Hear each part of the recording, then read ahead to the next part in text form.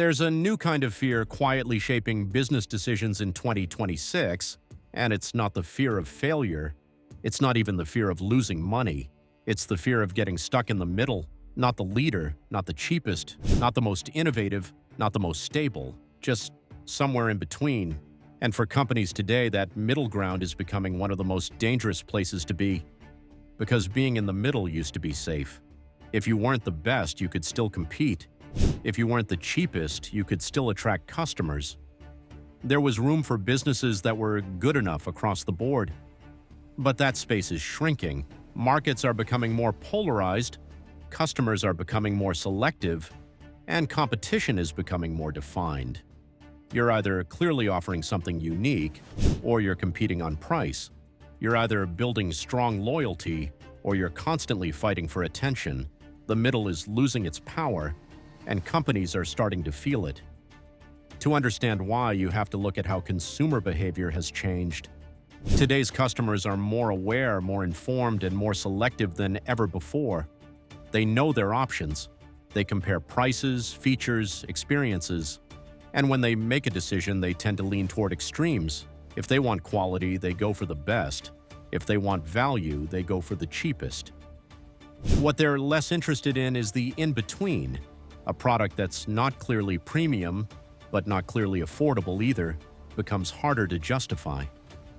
That's the middle problem. And it's not just happening in retail or consumer goods, it's happening across industries. In technology, you either stand out with innovation or compete on price and accessibility. In services, you either offer a premium experience or a highly efficient, cost-effective solution. In business models, you either build strong differentiation or you risk blending into the background. The challenge is that many companies didn't plan to end up in the middle. They got there over time. A company might start as a premium brand, but as competition increases, it lowers prices slightly to stay competitive. Then it adds more features to justify its position. Over time, it becomes less distinct. Or a company might start as a low-cost option, but gradually improves quality, adds services, raises prices. Eventually, it's no longer the cheapest, but not the best either. These shifts are gradual, almost invisible, until one day the company realizes it's no longer clearly positioned, and that's when the real risk begins. Because being stuck in the middle creates a specific set of problems. First, pricing pressure. If you're not clearly premium, customers question why you're charging more. If you're not clearly low cost, you can't compete on price. So you end up squeezed from both sides. Premium competitors justify higher prices with stronger branding, better experience, or superior quality.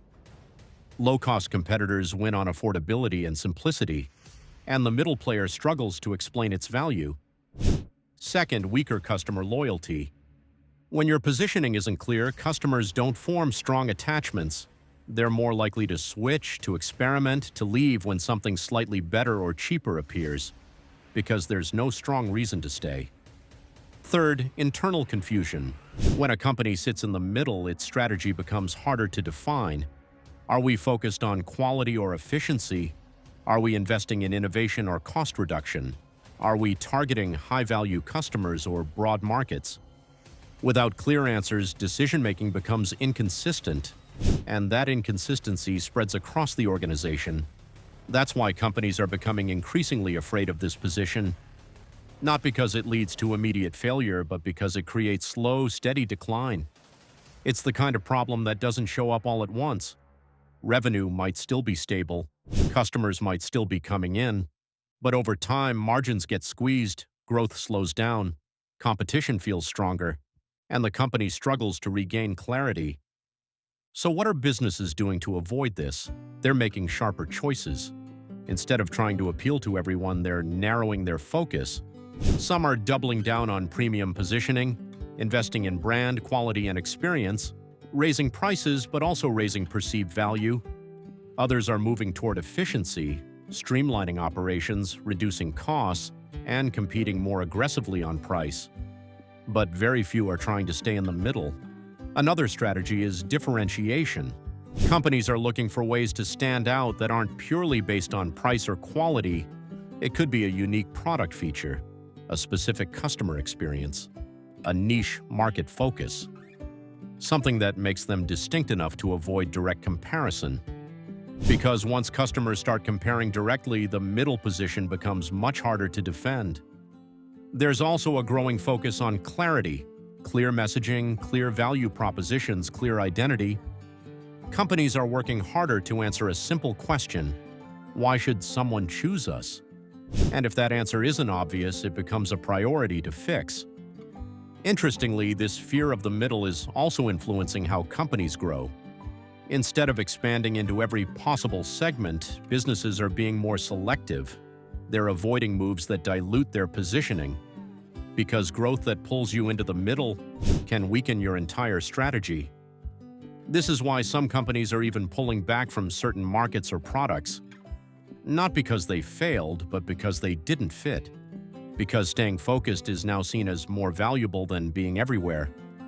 At its core, this shift reflects a deeper change in how competition works. It's no longer enough to be present, you have to be defined. You have to be known for something. And that something has to be clear enough that customers understand it immediately. Because in a crowded, competitive market, clarity wins. So when we talk about the new business fear getting stuck in the middle, we're not just talking about positioning, we're talking about identity. A company that knows exactly what it is and what it isn't has a much stronger chance of succeeding than one trying to be a little bit of everything, because the middle may feel safe, but in today's business environment, it's becoming the hardest place to survive.